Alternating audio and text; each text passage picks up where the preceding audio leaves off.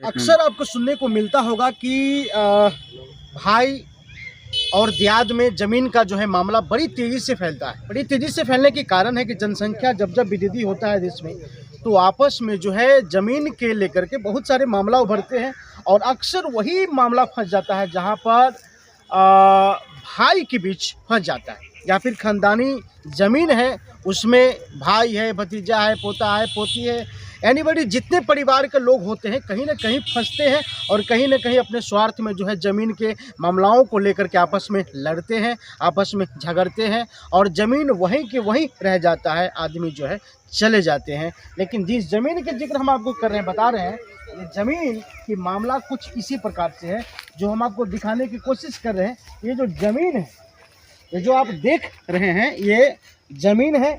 इन विषयों पर क्या मामला है, किस प्रकार की लफड़ा है और किस प्रकार की खानदानी है और क्यों इसमें इस तरीके की वर्चस्व हो रही है, वो हम आपको दिखाने की पूरी कोशिश करेंगे।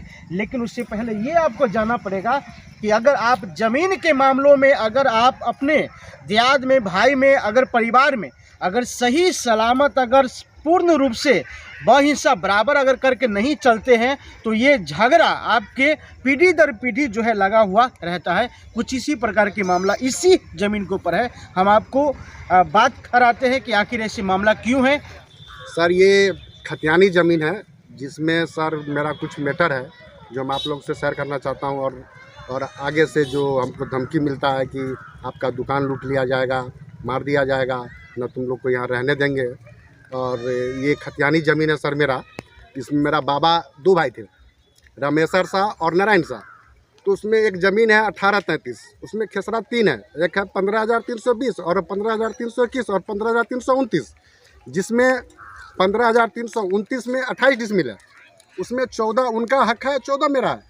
इनके 20 साल पहले यानी 2001 में ये अपना कपूरचंद साहब अपना बहू के नाम पर लिख दिया गया।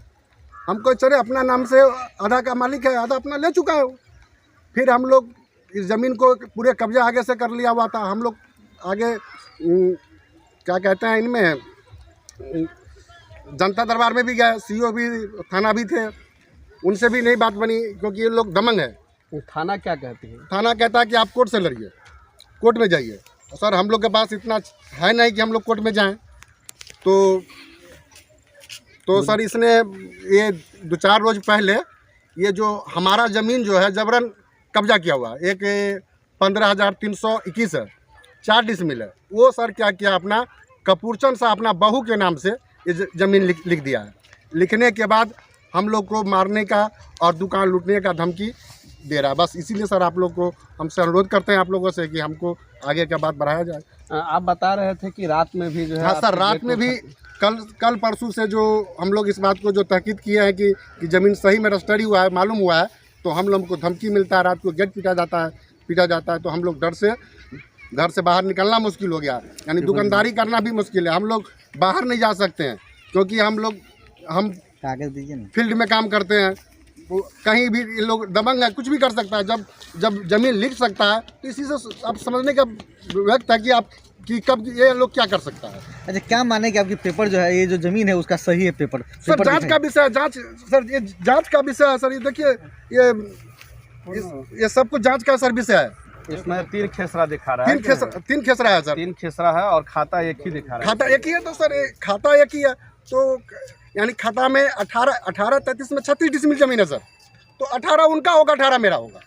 18 अपना वो ले ले, 18 हमको दे दे। आपने आवेदन कहाँ दिया पेपर दिखाइए। आवेदन सर अभी तो हम स्पीड पोस्ट किए हैं थाना में और अंचल अधिकारी को जी। और बाकी सर 44-45 जो है ये पुपड़ी अनुमंडल में केस चल रहा है। कब से चला है मामला? सर 2000, अभी इतना तो कंफर्म नहीं है, ये 2 साल से चल रहा है। और फिर भी ये केस चलने के बावजूद भी इसने केस को, ये ज़मीन अपना बहू के नाम से लिख दिया। इतना दबंग है, कहता है कि हम तुमको यहाँ से तुम्हारा खानदाने उठा देंगे।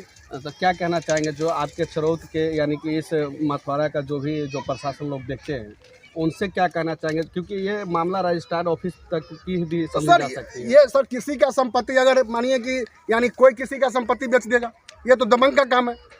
मतलब हम कमज़ोर है तो आज हमको यानी पूरा संपत्ति से मेरा बेदखल कर देगा। और थाना से क्या गुहार लगाना थाना से गुहार कर लगाते हैं कि हम लोग को सुरक्षा, जान के सुरक्षा मिलना चाहिए और हमारा न्याय मिलना चाहिए।